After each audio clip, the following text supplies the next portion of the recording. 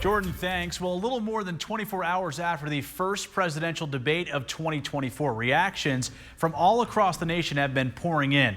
Tonight, we're hearing from party chair leaders in one local county who tell us just how they're feeling. News West 9's Jason Freund went out to Ector County to talk to Republicans and Democrats there. Jason, how are they feeling about President Biden and former President Trump's performance last night? Alex, it seems like everyone tuned in to watch the debate yesterday, and people of both parties thought their candidates had some highs and some lows. Speaking for Ector County Democrats, Chair Joanne Keese thought that the president seemed a bit tired. My initial thought was that he was under the weather and hoarse, and I so badly wanted him to just kind of reach for a cough drop or a drink of water. I did get the impression he was under the weather, and I don't know if it was from possibly over-prepping or actually being out there stumping and campaigning. Jaime Mendoza spoke for the Ector County GOP in praising former President Donald Trump. It was very good. I think it was Trump did very well. He was very controlled and very disciplined, and I don't think he allowed any of the questions or any of the comments trigger him to anything. So I think he did really well. Each man did have their flaws during the debate. Republicans thought Trump repeated a few things.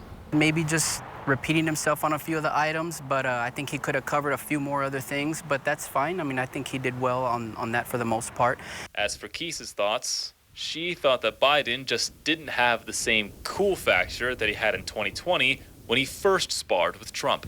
He just wasn't as punchy as people expect him to be, and so I think with that came the disappointment, because we wanted to see that Uncle Joe style. We wanted the guy who says, "Will you shut up, man?"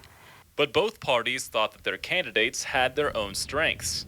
Democrats have been praising Biden for doing his best to stay on point and stick to the facts. And I know he did release a statement saying, I may not be as smooth as I once was, but I always tell the facts.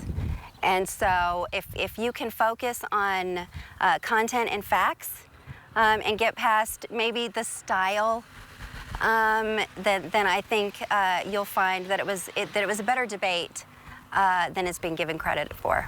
While Republicans think Trump did a good job of staying calm under pressure and hitting the topics he needed to. I think his strength is having that discipline, is being calm, speaking clearly, covering all the issues such as the immigration, the illegal immigration, the border security, the economy, things like that. Both sides, however, had one thing in common. Their faith in their candidates has stayed strong.